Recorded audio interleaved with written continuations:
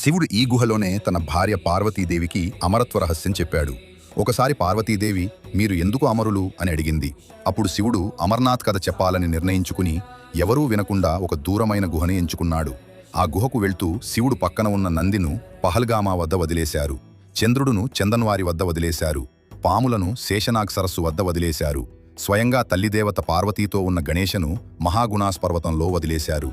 చివరగా భూమి, నీరు, గాలి, అగ్ని, ఆకాశం 5 మూలభూతాల్ని కూడా విడిచిపెట్టి ప్రపంచ బంధాలన్నింటినీ త్యజించాడు.